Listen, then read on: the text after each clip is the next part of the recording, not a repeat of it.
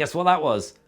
No, you don't know. Right, it's the bass intro to Down in the Tube Station at Midnight by The Jam. Bruce Foxton's great bass line.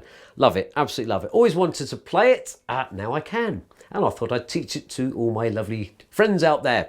So I chose it obviously because I've always wanted to play it, but it's good because it's got a quick hammer on and pull off on it, and it's also using a technique where we're not letting the strings ring out by loosening or releasing the pressure on the strings with our left hand. So you've got a couple of things there to learn as well, and it's great fun. You just keep playing. I just love it. It's fantastic. And also, when you pick up a bass guitar, people think you're a great bass player. You pick it up, they go, "Blimey, you can play that. That's all I want to play today," and walk off.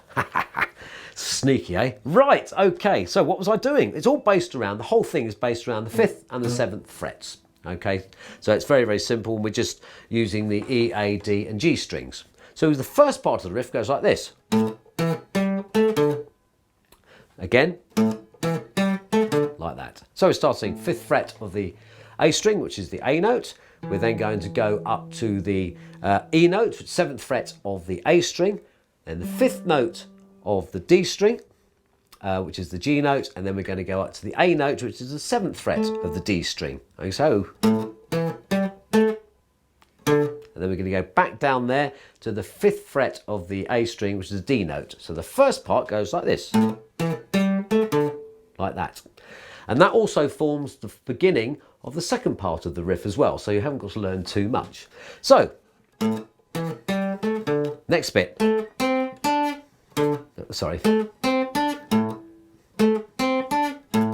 Like that. So we're now up to, then we're going to go, next part is the 7th fret of the D, followed by the 5th fret of the G, followed by the 7th fret of the G, which is the D note. So far we have. And then it starts all again, back down to the 5th fret of the E string, which is the A note, and all we're going to play for the second part of the riff is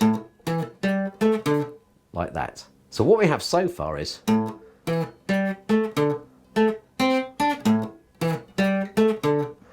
then we've got the twiddly bit at the very end, which I'm now going to show you and put it all in context.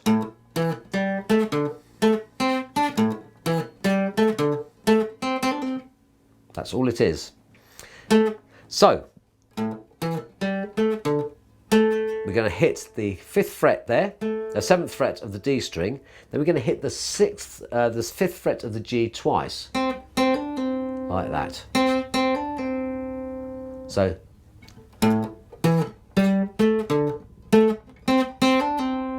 like that. And then it just goes straight back to the beginning again.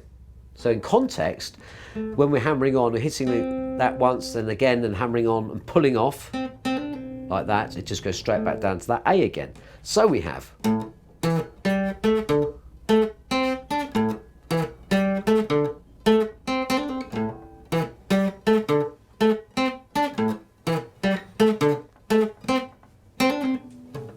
like that. That's all there is to it. Nice and simple, isn't it? Takes a bit of getting used to, especially if you've got a quite a heavily strung acoustic like this, getting that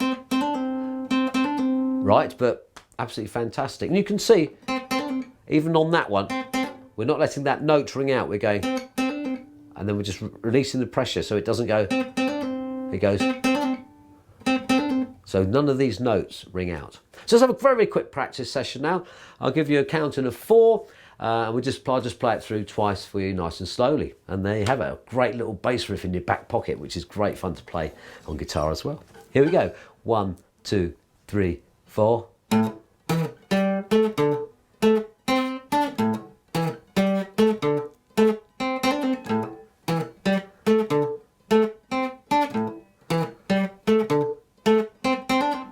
And there we have it. You can just play that along. You can just play that along. You can just play that along for as long as you like. It's just such a good riff. And I know I say this about a lot of these. It's a brilliant warm-up thing as well, because you're doing a lot of string skipping. You've got a couple of techniques in there, and you have to press quite hard on the strings to get that sort of effect. And again, it means you can warm yourself up pretty quickly. So if you're a Guitar Coach Academy member, this series of videos is available on the member site along with the tab and playing notes. But if you're not a member, just click the link on this page and check it out for yourself.